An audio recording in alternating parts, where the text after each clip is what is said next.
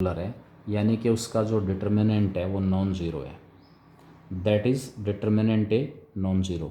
तो उस केस में हमारे पास इस पूरी इक्वेशन को मैं डिटर्मिनेंट ए से डिवाइड कर दूंगा।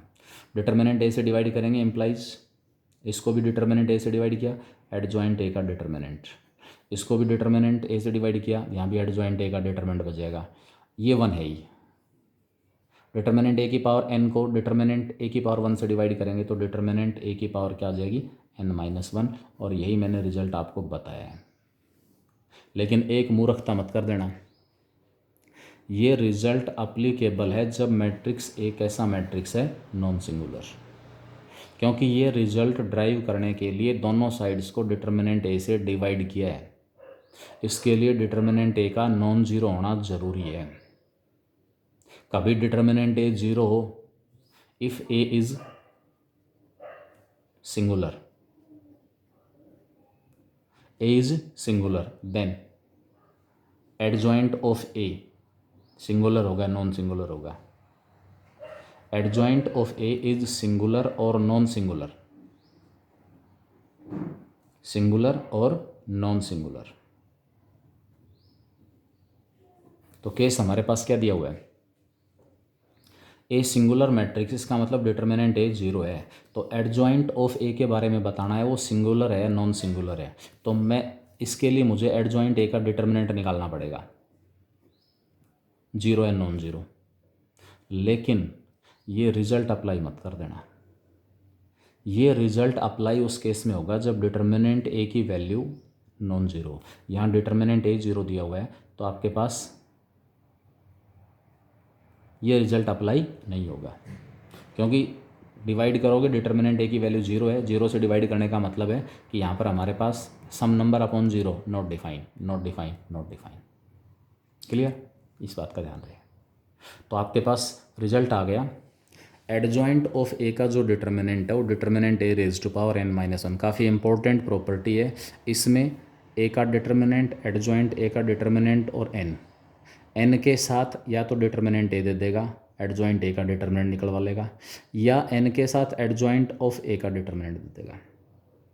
एन के साथ हमारे पास एडजॉइंट ऑफ ए का डिटर्मिनेंट दिया होगा, वहाँ से क्या निकलवा लेगा, डिटर्मिनेंट ए। एन के साथ या तो डिटर्मिनेंट ए दिया हुआ है या एडजॉइंट ए का डिटर्मिनेंट दिया हुआ है, उसकी हेल्प से हम तो दूसरा है उसका डिटर्मिनेंट निकाल लेंगे। तो ये प्रॉपर्टी आपके पास है। उसके पास बाद हमारे पास हम यहाँ से निकाल रहे हैं adjoint of adjoint A, adjoint of adjoint ए एक प्रॉपर्टी और है, इसी प्रकार आप उनको प्रूव कर सकते हो। Adjoint of A into B, इनके प्रूफ थोड़े से लेंदी जा रहे हैं, it is equal to adjoint of B into adjoint of A. ये रिवर्सल लॉ आपके पास हो जाएगा एडजॉइंट का। ट्रांसपोज का रिवर्सल लॉ था, ए इंटू बी का ट्रांसपोज था B transpose into A transpose. A into B दो मैट्रिसेस के प्रोडक्ट का अगर एडजॉइंट निकालना है तो ये आपके पास होगा एडजॉइंट ऑफ बी इंटू में एडजॉइंट ऑफ ए। क्लियर, तो ये केस हमारे पास इसके अंदर आएगा। अब इसमें हम रिजल्ट में ड्राइव कर रहा हूँ एडजॉइंट ऑफ एडजॉइंट ए किसके इक्वल आएगा। ये रिजल्ट मैंने प्रूव नहीं किया है, आप कोई भी मैट्रिक्स इसके अंदर करना क्या होगा, ए इंटू बी का एडजॉइंट निकालना है तो दो पॉसिबिलिटी, या तो पहले आप ए इंटू बी निकालो, उन दोनों को मल्टीप्लाई कर लो, और उसके बाद उस जो प्रोडक्ट आए उसका एडजॉइंट निकाल देना। दूसरी तरफ पहले एडजॉइंट ऑफ ए निकाला, फिर एडजॉइंट ऑफ बी निकाला, दोनों को मल्टीप्लाई कर दिया, दोनों साइड्स आपस में इक्वल आएंगी। ये एक्सरसाइज में क्वेश्चंस आपको मिल सकते हैं। For this matrix A and B prove that adjoint of A into B equal to adjoint of B into adjoint of A. एक पर्टिकुलर केस है, अगर मैट्रिक्स हमारे पास 2x2 ऑर्डर का दिया हुआ है ना, 2x2 ऑर्डर का, 2x2 ऑर्डर का मैट्रिक्स अगर दिया हुआ है तो उसका एडजॉइंट आप डायरेक्ट निकाल सकते हो, एडजॉइंट ऑफ ए, बगैर कोफैक्टर्स निकालें। जो डायगोनल एलिमेंट्स उनको इंटरचेंज कर देना, नॉन डायगोनल को उन्हीं के नेगेटिव से रिप्लेस कर देना। डायगोनल एलिमेंट्स क्या होंगे, इंटरचेंज, टाइम बचाने के लिए है। आया वहीं से ये कि पहले कोफैक्टर्स निकालेंगे, कोफैक्टर मैट्रिक्स का ट्रांसपोज। मैट्रिक्स ए क्या दिया हुआ है आपको, ए बी सी और डी। कैपिटल A11 क्या होगा, फर्स्ट रो फर्स्ट कॉलम का जो एलिमेंट उसका को फैक्टर, पहली रो छोड़ दी, पहला कॉलम छोड़ दिया, बाकी बचा डी 1 बाई 1 ऑर्डर का, तो इसका को फैक्टर आ गया स्मॉल डी। कैपिटल A12 क्या आया, आई प्लस जे की वैल्यू ओड है 1+2, इसलिए बाहर नेगेटिव साइन आएगा। First row second column, first row छोड़ दी सेकंड कॉलम छोड़ दिया, बाकी क्या बचा सी, बाहर वाला जो नेगेटिव था वो क्या बना देगा -C। उसके बाद A21 second row first column, I plus J again odd है, सेकंड रो छोड़ दी फर्स्ट कॉलम छोड़ दिया, बाकी बचा B, I plus J odd होने की वजह से -B। And last A22 capital AIJ मैं बार बार बता रहा हूँ को फैक्टर के लिए यूज़ कर रहे हैं, तो यहाँ पर आपके पास ये रो छोड़ दी कॉलम छोड़ दिया, क्या बचेगा A, क्योंकि आई प्लस जे की वैल्यू इवन दी हुई है। अब आपके पास आएगा को फैक्टर मैट्रिक्स। को फैक्टर मैट्रिक्स मतलब जो एलिमेंट्स थे उन्हीं के को फैक्टर से रिप्लेस कर दो। पहले एलिमेंट का को फैक्टर था D, दूसरे एलिमेंट का को फैक्टर था -C, तीसरे एलिमेंट का को फैक्टर था -B और चौथे एलिमेंट का को फैक्टर A। और लास्ट में इस को फैक्टर मैट्रिक्स का लेना है ट्रांसपोज। ट्रांसपोज लेंगे तो क्या आएगा D -C, जो फर्स्ट रो थी वो फर्स्ट कॉलम बन जाएगी, -B और A, और यही दिया हुआ है। तो 2/2 ऑर्डर का अगर स्क्वायर मैट्रिक्स दिया हुआ है तो उसका एडजॉइंट सीधा निकाल देना। याद रखेंगे डायगोनल इंटरचेंज और नॉन डायगोनल को उन्हीं के नेगेटिव से रिप्लेस करेंगे। डायगोनल इंटरचेंज, नॉन डायगोनल को उन्हीं के नेगेटिव से रिप्लेस, तो ऊपर डी आ जाएगा नीचे ए, और ये दोनों अपने आप के नेगेटिव से रिप्लेस हो जाएंगे। तो ये शॉर्टकट मेथड है 2/2 ऑर्डर के स्क्वायर मैट्रिक्स का एडजॉइंट निकालने के लिए। आया कहाँ से है, जो लेंथी मेथड है उसी से। इसी प्रकार अगर 3/3 ऑर्डर का मैट्रिक्स दिया हुआ है उसका एडजॉइंट निकालना है, क्वेश्चन कैसे मिलेंगे, find the adjoint of matrix से, एडजॉइंट निकालो, पहले कोफैक्टर्स निकालें, सभी एलिमेंट्स को उनके कोफैक्टर से रिप्लेस कर दें, लास्ट में कोफैक्टर मैट्रिक्स का ट्रांसपोज और ले लें, एडजॉइंट आ गया। उसके बाद ज़्यादा से ज़्यादा आपसे रिजल्ट प्रूव करवा सकता है ये वाला, and hence prove that A into adjoint A equal to adjoint A into A, determinant नहीं है, equal to determinant A into IN। ये सब्जेक्टिव का केस है, ठीक है। नेक्स्ट केस हमारे पास इसमें आएगा, मैं वैल्यू निकाल रहा हूँ एडजॉइंट ऑफ एडजॉइंट A की, एडजॉइंट ऑफ एडजॉइंट A मतलब पहले मैट्रिक्स ए दिया हुआ था उसका एडजॉइंट निकाला। अभी छोटे छोटे क्वेश्चन मिल जाएंगे इसके अंदर प्रॉपर्टी से रिलेटेड, आपको रिजल्ट हर हालत में याद रखना है, रिजल्ट प्रूफ भले याद ना रहे कोई दिक्कत नहीं है। एडजॉइंट ऑफ एडजॉइंट ए किसके इक्वल आएगा, वी नो दैट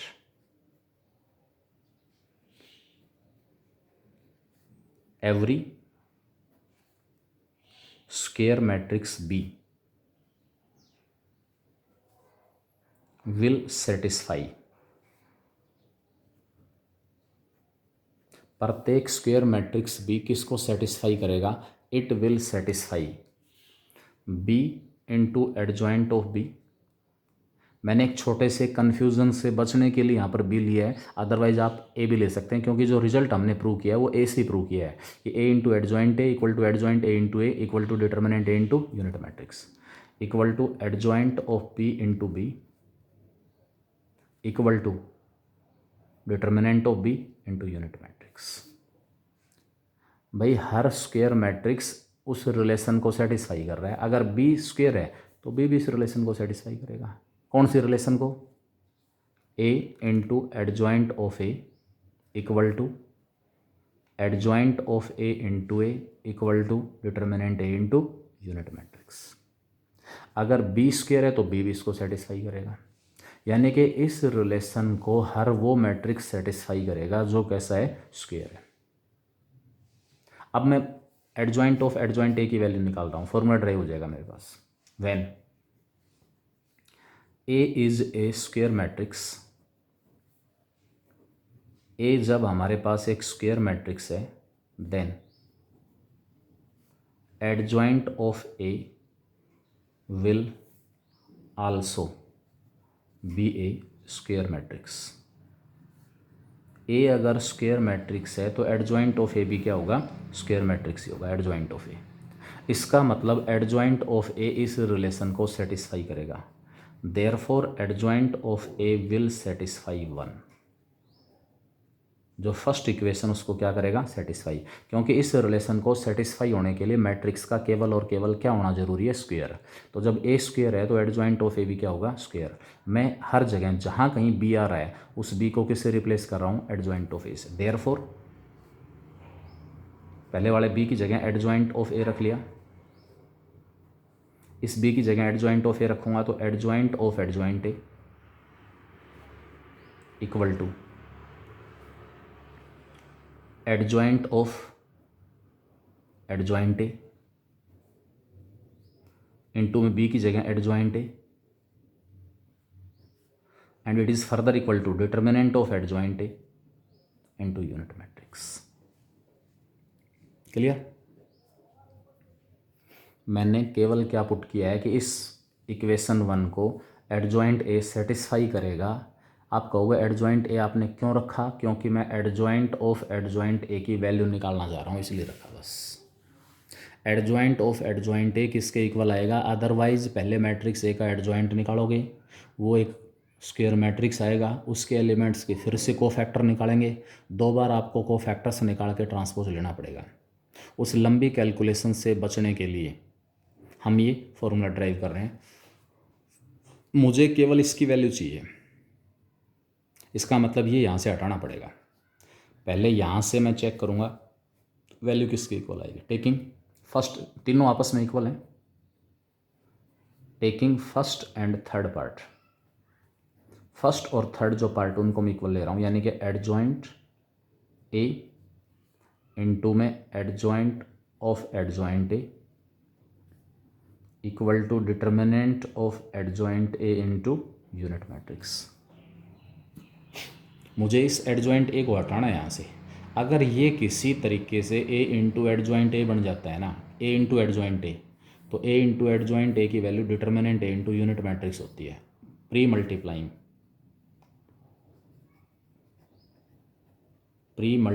बाई ए से मल्टीप्लाई कर लिया तो A into adjoint of A, adjoint of adjoint ए,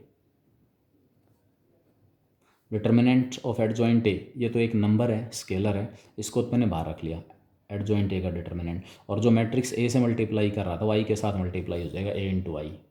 अब मुझे पता है यूनिट मैट्रिक्स को किसी भी मैट्रिक्स से मल्टीप्लाई करोगे उसके ऊपर कोई फ़र्क नहीं पड़ेगा। अब ये A into adjoint A, left hand side में भी ए इंटू एडजॉइंट ए की वैल्यू मेरे पास क्या आ गई, determinant A into unit matrix. A into adjoint ए की वैल्यू यहाँ से ए इंटू एडजॉइंट ए किसके इक्वल है, determinant A into unit matrix, into में इसके साथ adjoint of adjoint A. Adjoint A के डिटर्मिनेंट की वैल्यू मैंने पुट कर ली जो अभी हमने प्रूव की है, determinant A raise to power n minus 1, adjoint A का डिटर्मिनेंट अभी। और ए इंटू आई क्या हो गया, ए हो गया, ए इंटू आई क्या हो गया, ए। क्लियर? डिटर्मिनेंट ए इंटू आई, दोनों साइड्स को डिटर्मिनेंट, क्योंकि यूनिट मैट्रिक्स है, यूनिट मैट्रिक्स को ये भी एक मैट्रिक्स है, adjoint of adjoint A matrix है, तो यहाँ केवल डिटर्मिनेंट ए बचा। एडजॉइंट ऑफ ए का जो डिटर्मिनेंट है वो determinant A raise to power n minus 1 के इक्वल होता है, लेकिन ध्यान रहे डिटर्मिनेंट ए नॉन जीरो ही होना चाहिए। अब डिटर्मिनेंट ए से फिर डिवाइड कर दो, यूनिट तो इसके साथ मल्टीप्लाई होके ये एडजॉइंट ऑफ एडजॉइंट ए ही बन जाएगा, और राइट हैंड साइड होगी, दोनों साइड्स को डिटर्मिनेंट ए से डिवाइड कर दिया तो डिटर्मिनेंट ए की पावर n माइनस 1 तो पहले से थी, determinant A raise to power n minus 2, determinant A raise to power n minus 2 into में मैट्रिक्स से dividing both sides by determinant. Determinant A से डिवाइड कर रहे हो तो डिटर्मिनेंट ए का नॉन जीरो होना जरूरी है। इसका मतलब मेरे पास रिजल्ट ड्राइव हो गया, adjoint of adjoint A it is equal to determinant A raise to power n minus 2 into. ये आपके पास 4 रिजल्ट हैं मेनली एडजॉइंट ए से रिलेटेड। हर स्क्वायर मैट्रिक्स इस रिलेशन को सेटिस्फाई करेगा, पहली प्रॉपर्टी एडजॉइंट की। दूसरी प्रॉपर्टी एडजॉइंट ए का डिटर्मिनेंट, डिटर्मिनेंट ए की पावर n माइनस 1। तीसरी प्रॉपर्टी ए इंटू बी का adjoint, adjoint of B into adjoint of A. और चौथी property adjoint of adjoint A equal to determinant A raise to power n minus 2 into A. अब इसी property की help से आपसे पूछ लेगा if A is a square matrix of order 2/2। If A is a square matrix of order 2/2 यानी कि n आपके पास 2 दिया हुआ है, तो यहाँ से एडजॉइंट ऑफ एडजॉइंट ए क्या आ जाएगा? आप डिटर्मिनेंट ए एन की जगह 2 पुट करेंगे तो डिटर्मिनेंट ए की पावर 2 - 2 0। एडजॉइंट ऑफ एडजॉइंट ए किसके इक्वल आएगा? ए के इक्वल आएगा। याद रखना है सीधा ये। अगर ए हमारे पास 2/2 ऑर्डर का स्क्वायर मैट्रिक्स है, n 2 है, तो उस केस में एडजॉइंट ऑफ एडजॉइंट ए किसके इक्वल आएगा? ए के इक्वल है। इसी प्रकार if A is a square matrix of order 3/3, A 3/3 order का स्क्वायर मैट्रिक्स, इसका मतलब n3 हो गया। n3 है तो यहाँ पर मैं इस रिजल्ट के अंदर n को 3 पुट कर लूँगा। Adjoint of adjoint A, it will be determinant A raise to power 3 - 2 1 into A. मतलब उस स्क्वायर मैट्रिक्स ए जो कि 3/3 ऑर्डर का है, आपको 2 बार एडजॉइंट निकालने की ज़रूरत नहीं है, सीधा उसका डिटर्मिनेंट ए निकाल लें और डिटर्मिनेंट ए को उस मैट्रिक्स ए से क्या कर दें? मल्टीप्लाई, वो एडजॉइंट ऑफ एडजॉइंट ए आ जाएगा। क्लियर? क्लियर हो गया? तो ये हमारे पास कुछ एक प्रॉपर्टी थी एडजॉइंट ऑफ ए के रिगार्डिंग। नेक्स्ट प्रॉपर्टी हमारे पास इसमें टर्म आती है inverse of A square matrix. किसी भी स्क्वायर मैट्रिक्स का इन्वर्स हम पहले भी डिफाइन कर चुके हैं। Inverse of A square matrix, what do you mean by inverse of the square matrix? किसी भी स्क्वायर मैट्रिक्स का इन्वर्स क्या होगा? इन्वर्स और उसकी प्रॉपर्टीज। अब एक्सरसाइज के क्वेश्चंस में प्रैक्टिस है, कुछ भी नहीं है, वहाँ आपको मैट्रिक्स दिए हुए होंगे 2/2 ऑर्डर का है, एडजॉइंट निकालो, ये प्रॉपर्टी प्रूव कर दो। नेक्स्ट हमारे पास इसमें inverse of A square matrix. Definition पहले भी दे चुके हैं हम।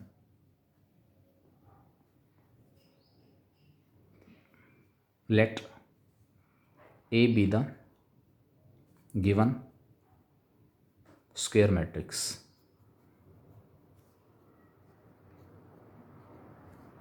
then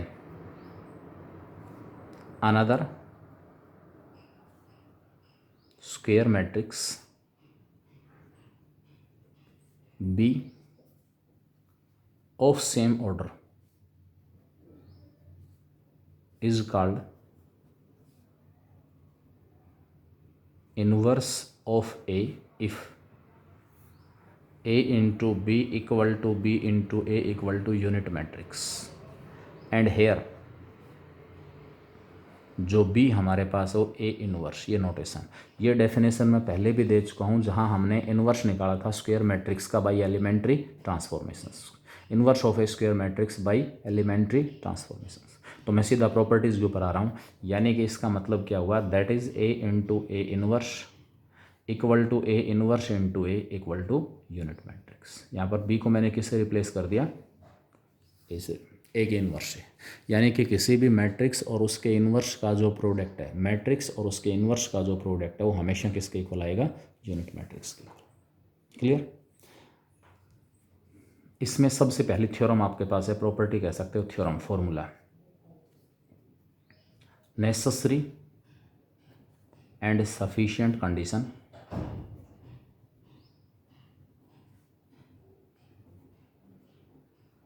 for a matrix A to be invertible is that A must be non-singular.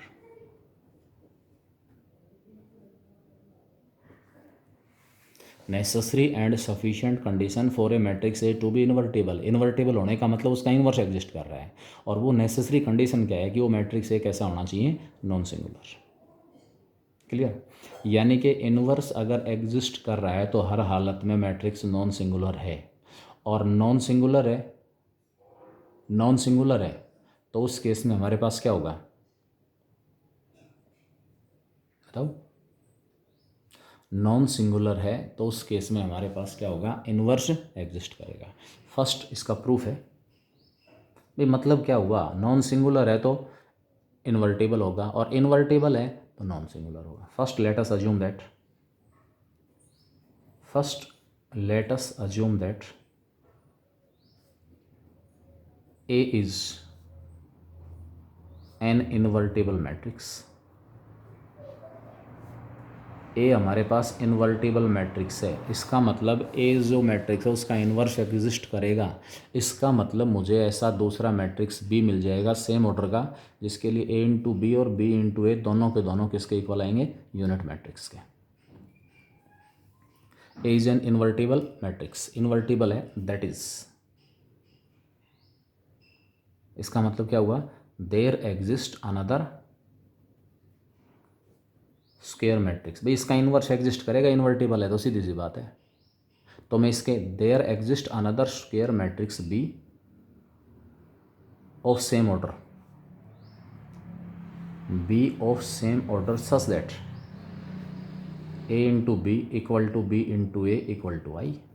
Invertible है ए, इसका मतलब ए का इन्वर्स एग्जिस्ट कर रहा है, इसका मतलब मुझे मैट्रिक्स बी मिल जाएगा जो इस कंडीशन को सेटिस्फाई करेगा अकॉर्डिंग टू डेफिनेशन, कि बी को ए का इन्वर्स कब कहा जाएगा, जब ए इंटू बी और बी इंटू ए दोनों यूनिट मैट्रिक्स के इक्वल आ रहे हो। वही चीज़ मैंने यहाँ पर लिखी है, क्योंकि ए इन्वर्टिबल है इसलिए उसका इन्वर्स एग्जिस्ट करेगा, इसलिए दूसरा मैट्रिक्स बी एग्जिस्ट करेगा जो इस कंडीशन को क्या करेगा, satisfy.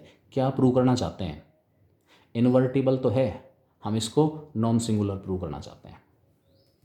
And we will prove that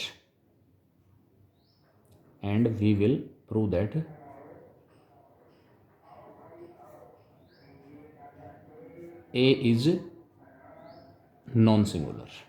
और ए को नॉन सिंगुलर प्रूव करने के लिए हमें क्या प्रूव करना होगा, determinant A non zero.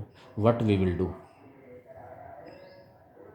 A into B equal to B into A equal to unit matrix है, इसका मतलब क्या हुआ, जब ये तीनों आपस में इक्वल हैं तो तीनों का डिटर्मिनेंट भी इक्वल होगा।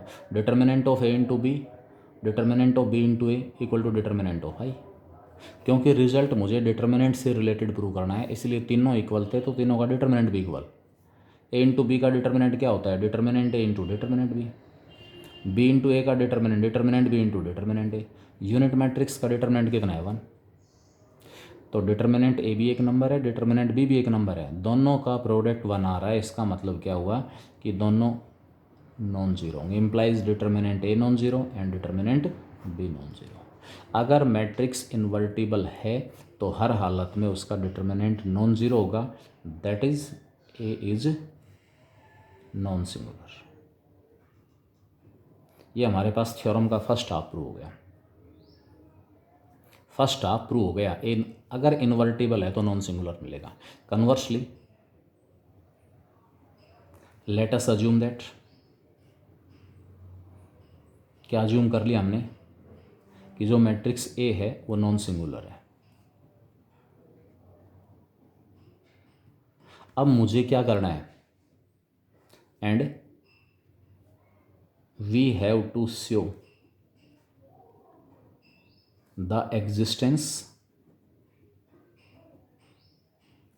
Of another square matrix B,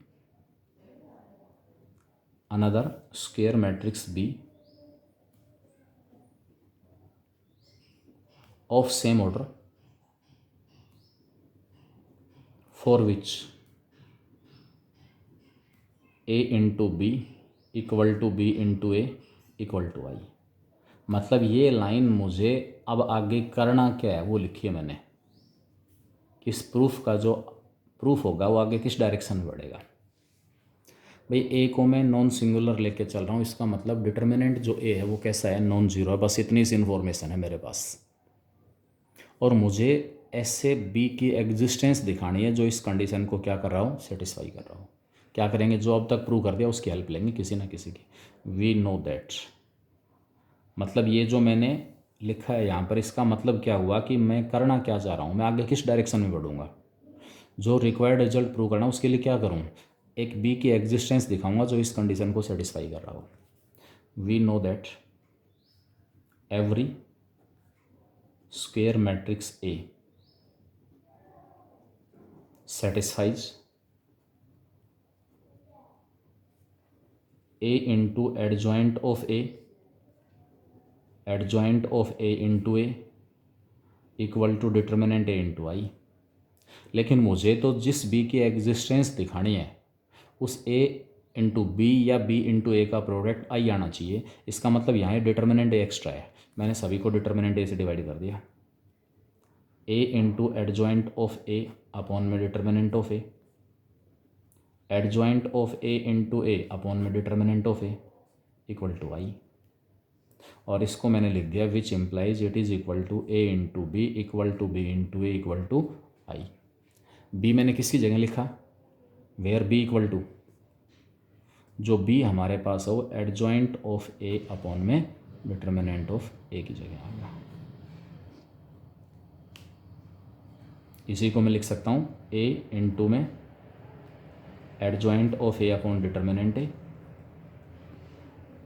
adjoint of A upon determinant A into A equal to I. इसको मैंने क्या नाम दे दिया, बी नाम दे दिया। तो A into B equal to B into A equal to I. तो क्या ऐसा बी मिलेगा, नहीं मिलेगा। यही बी हमारे पास क्या कहलाएगा, ए का इन्वर्स कहलाएगा। A inverse equal to B equal to adjoint of A upon में डिटर्मिनेंट ऑफ। ये आपके पास एक तरह से फॉर्मूला ड्राइव हो गया किसी भी स्क्वायर मैट्रिक्स का इन्वर्स निकालने के लिए। किसी भी स्क्वायर मैट्रिक्स का इन्वर्स निकालने का फॉर्मूला है ये। अब आपको मैट्रिक्स ए दिया हुआ है, अगर उसका इन्वर्स निकालना है, अगर कह दे पहले if exist find the inverse if exist, तो पहले एग्जिस्टेंस चेक करोगे। और एग्जिस्टेंस के लिए कंडीशन जो है वो क्या है, डिटर्मिनेंट ए कैसा होना चाहिए, नॉन जीरो। अगर डिटर्मिनेंट ए जीरो आ रहा है उसका इन्वर्स एग्जिस्ट नहीं करेगा। फिर आपसे कहेगा इन्वर्स निकालो, कैसे निकालूंगा इन्वर्स, उस मैट्रिक्स ए का एडजॉइंट निकालेंगे, एडजॉइंट ए, और एडजॉइंट ए को डिटर्मिनेंट ए से क्या कर देंगे, डिवाइड। एडजॉइंट ऑफ ए को डिटर्मिनेंट ए से क्या करेंगे, डिवाइड। जो मैट्रिक्स आएगा वो हमारे पास उस मैट्रिक्स ए का क्या हो जाएगा, इन्वर्स। तो इस तरीके से आपके पास इन्वर्स क्या होता है, inverse of A square matrix. पहले डेफिनेशन, और डेफिनेशन के बाद हमारे पास क्या आया, सबसे पहली प्रॉपर्टी। और इस प्रॉपर्टी के अंदर किसी भी मैट्रिक्स का इन्वर्स निकालने का फॉर्मूला ड्राइव हो गया। आपके पास इन्वर्स निकालने के दो मेथड आ गए, एक तो एलिमेंट्री ट्रांसफॉर्मेशन और एक ये मेथड। जब तक कहा ना जाए तब तक आप इन्वर्स इसी मेथड से निकालोगे। एलिमेंट्री ट्रांसफॉर्मेशन, अगर क्वेश्चन दिया हुआ है find the inverse by elementary transformation, तो ही एलिमेंट्री ट्रांसफॉर्मेशन यूज़ करनी है, अदरवाइज नहीं। इसी मेथड से इन्वर्स निकालोगे। क्लियर। तो ये आपके पास इसमें चलेगा। इसके बाद हमारे पास नेक्स्ट इसमें आएंगी properties, further more properties of inverse of square matrix. जो स्क्वायर मैट्रिक्स है उसके इन्वर्स की और प्रॉपर्टीज़ कौन कौन सी हैं, क्या कुछ होंगी, वो हम डिस्कस कर रहे हैं। तो प्रॉपर्टी हमारे पास क्या क्या आएगी, पहली प्रॉपर्टी के अंदर फॉर्मूला ड्राइव होगा इन्वर्स का। दूसरी प्रॉपर्टी के अंदर आपके पास आ रहा है कि यदि इन्वर्स एग्जिस्ट करेगा तो यूनिक होगा। सेकंड प्रॉपर्टी है property 2, inverse of A square matrix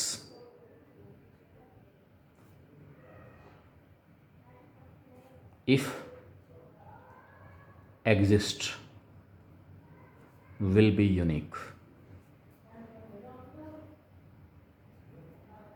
मतलब क्या हुआ कि किसी भी स्क्वायर मैट्रिक्स के एक से ज़्यादा इन्वर्स नहीं हो सकते। अगर किसी मैट्रिक्स का इन्वर्स एग्जिस्ट करेगा तो यूनिक होगा, एक से ज़्यादा इन्वर्स किसी भी मैट्रिक्स के एग्जिस्ट नहीं करेंगे। क्लियर।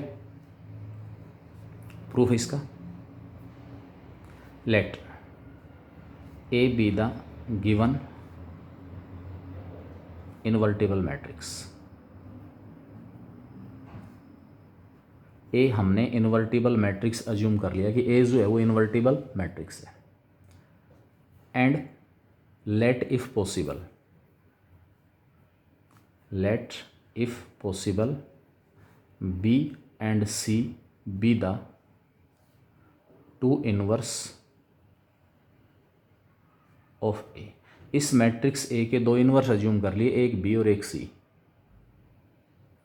बी ए का इन्वर्स है, therefore A into B equal to B into A equal to I, A into C equal to C into A equal to I. क्यों? इसका रीज़न हो गया as B is the inverse of A. इसका reason हो गया as C is the inverse of A. भाई B inverse है तो मैट्रिक्स और उसके इनवर्स का प्रोडक्ट यूनिट मैट्रिक्स किसी भी ऑर्डर में, मैट्रिक्स और इनवर्स आगे पीछे कोई भी आ सकता है। A into C into equal to I. हमारा मकसद है यहाँ पर बी और सी को इक्वल प्रूव करना। क्या करेंगे हम? बी और सी को इक्वल प्रूव करेंगे। अब इसके लिए एक मैट्रिक्स है सी, ए और बी, इन तीनों का प्रोडक्ट। एक बार मैं इस प्रोडक्ट को प्रूव कर दूंगा बी के इक्वल, एक बार इस प्रोडक्ट को मैं प्रूव कर दूंगा सी के इक्वल। तो जब लेफ्ट हैंड साइड सेम है, राइट हैंड साइड एक बार बी के इक्वल आ रही है, एक बार सी के इक्वल, तो लेफ्ट हैंड साइड सेम है तो राइट हैंड साइड भी क्या होनी चाहिए? सेम ही आनी चाहिए। अब वो कैसे? It is equal to matrix multiplication associative होता है। क्या लिख दिया मैंने इसको? सी इंटू ए बी। 3 को मल्टीप्लाई करना है, पहले किन्हीं 2 को मल्टीप्लाई कर लो। अब ऊपर से ए इंटू बी का प्रोडक्ट क्या आ रहा है? आई, तो सी इंटू आई। सी इंटू आई, सी को यूनिट मैट्रिक्स से मल्टीप्लाई करोगे सी आएगा, यानी कि सी ए बी जो मैट्रिक्स था उसी के इक्वल आ गया। आल्सो अब यही matrix C A B further किसके इक्वल है? Associative property. अब की बार मैंने पहले 2 मल्टीप्लाई कर ली, इंटू बी आ गया। अब सी ए सेकेंड डेफिनेशन से आई के इक्वल है, आई इंटू बी। अब आई इंटू बी फिर से किसके इक्वल है? बी के, यानी कि सी ए बी जो मैट्रिक्स है उसको मैंने प्रूव कर दिया इट इज़ इक्वल टू सी, और यहाँ से सी ए बी को प्रूव कर दिया equal to B. 3 and 4 implies जब लेफ्ट हैंड साइड दोनों की सेम है तो राइट हैंड साइड भी क्या होनी चाहिए? सेम। बी इक्वल टू सी, यानी कि जो 2 मैट्रिक्स के इन्वर्स में अज्यूम करके चल रहा था ए के, बी और सी, वो दोनों इन्वर्स आपस में इक्वल हैं। Therefore inverse is unique. मतलब एक मैट्रिक्स के एक से ज़्यादा इन्वर्स एग्जिस्ट नहीं कर सकते। एक मैट्रिक्स के एक से ज़्यादा इन्वर्स एग्जिस्ट नहीं करेंगे। ये केस हमारे पास हो जाएगा। नेक्स्ट प्रॉपर्टी इसमें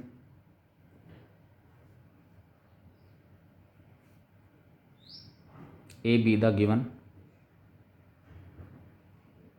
invertible matrix,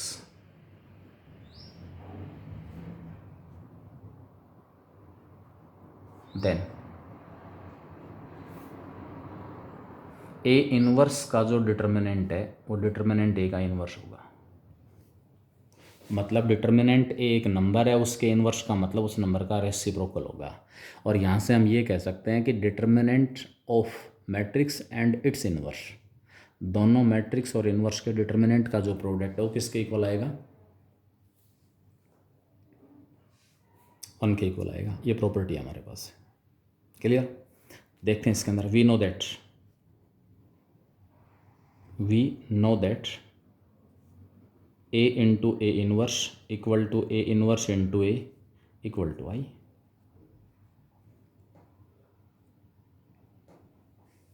A into A inverse